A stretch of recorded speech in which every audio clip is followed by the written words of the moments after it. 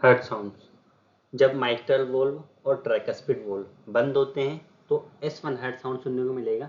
Mitral valve अपने left atria और left ventricle के बीच का वोल्व है, और ट्राइकस्पिड वोल्व राइट एट्रिया और राइट वेंट्रिकल के बीच का वोल्व है। जब ओर्टिक वोल्व और पल्मोनरी वोल्व बंद होते हैं तो S2 हर्ट साउंड सुनने को मिलेगा।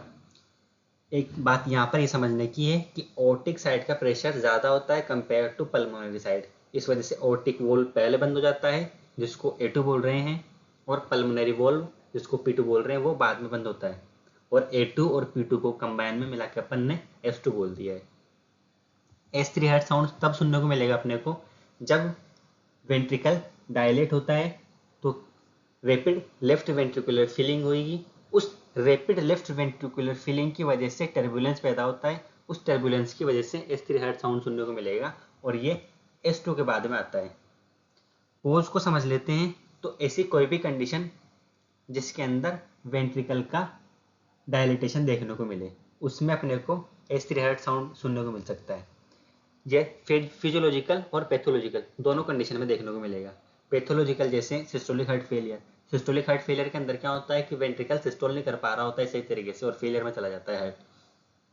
तो सिस्टोल नहीं कर पा रहा है तो क्या होगा, वेंट्रिकल डायलेट करेगा और रैपिड लेफ्ट वेंट्रिकुलर फीलिंग होगी, टर्बुलेंस आएगा और S3 हार्ट साउंड सुनने को मिलेगा। सेम कॉन्सेप्ट डायस्टोलिक कार्डियोमायोपैथी के अंदर है। दोनों पैथोलॉजिकल कोज हो गए। थर्ड, ये यंग एथलीट के अंदर सुनने को मिलता है physiological S3 heart sound. Young athlete के अंदर कार्डियक आउटपुट ज़्यादा होता है, इस वजह से सुनने को मिलता है। कार्डियक आउटपुट ज़्यादा होगा, वेंट्रिकल डायस्टोल करेगा, रैपिड लेफ्ट वेंट्रिकुलर फीलिंग होगी, टर्बुलेंस आएगा और S3 हर्ट साउंड सुनने को मिलेगा। S4 heart sound. S4 heart sound जो है वो फिजियोलॉजिकली अपने को देखने को नहीं मिलता है। कुछ भी पैथोलॉजी आ जाए जिसके अंदर रिजिड हो जाए लेफ्ट वेंट्रिकल, उस पैथोलॉजी के अंदर या फिर उस कंडीशन के अंदर अपने को S4 हर्ट साउंड सुनने को मिलेगा। जब लेफ्ट वेंट्रिकल रिजिड हो जाएगा तो क्या होगा कि वेंट्रिकल सही तरीके से डायलेट नहीं कर पाएगा। डायलेट नहीं करेगा तो क्या होगा कि वेंट्रिकल की फीलिंग डिक्रीज होगी, कम होगी। उसको कंपनसेट करने के लिए एट्रिया सीवियर तरीके से कॉन्ट्रैक्ट करेगा, जिसकी वजह से लेट एट्रियल कॉन्ट्रैक्शन जो है वो बढ़ेंगे। इस इंक्रीज्ड लेट एट्रियल कॉन्ट्रैक्शन की वजह से S4 हर्ट साउंड सुनने को मिलता है अपने को। S4 हर्ट साउंड जो है ना वो थोड़ा सा डिले होएगा S2 के बाद में। अगर अपन देखें तो S3 यहाँ पर आएगा और S4 थोड़ा सा बाद में है। ठीक है, S4 थोड़ा सा बाद में आता है। कोज को समझ लेते हैं तो कौन कौन सी कंडीशन के अंदर या फिर कौन कौन सी पैथोलॉजी के अंदर अपने को S4 हर्ट साउंड सुनने को मिलेगा, जिसके अंदर वो सारी पैथोलॉजी जिसमें लेफ्ट वेंट्रिकल रिजिड हो जाए या फिर लेफ्ट वेंट्रिकल की फीलिंग कम हो जाए उसके अंदर, जैसे diastolic heart failure. Diastolic heart failure के अंदर क्या होता है कि वेंट्रिकल पूरी तरीके से डायस्टोल नहीं कर पा रहा है।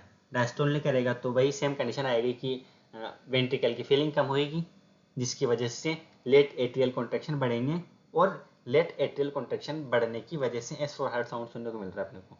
इसके अलावा ऐसी कोई भी कंडीशन जिसके अंदर लेफ्ट वेंट्रिकुलर की हाइपरट्रोफी हो जाए, तो हाइपरट्रोफी की वजह से क्या होगा कि लेफ्ट वेंट्रिकल के अंदर का जो वॉल्यूम है वो कम हो जाएगा। अंदर का वॉल्यूम कम होएगा तो वेंट्रिकल फीलिंग डिक्रीज होएगी, जिसकी वजह से लेट एट्रियल कॉन्ट्रैक्शन बढ़ेंगे और लेट एट्रियल कॉन्ट्रैक्शन बढ़ने की वजह से ही S4 हर्ट साउंड सुनने को मिल रहा है अपने को। अब कौन सी कंडीशन है जिसमें अपने को लेफ्ट वेंट्रिकुलर हाइपरट्रोफी देखने को मिल सकती है, जैसे ओर्टिक स्टेनोसिस के केसेस के अंदर। ओर्टिक स्टेनोसिस के अलावा क्रोनिक हाइपरटेंशन। क्रोनिक हाइपरटेंशन के अंदर भी लेफ्ट वेंट्रिकुलर हाइपरट्रोफी देखने को मिलेगी, जिसकी वजह से S4 हर्ट साउंड सुनने को मिल सकता है।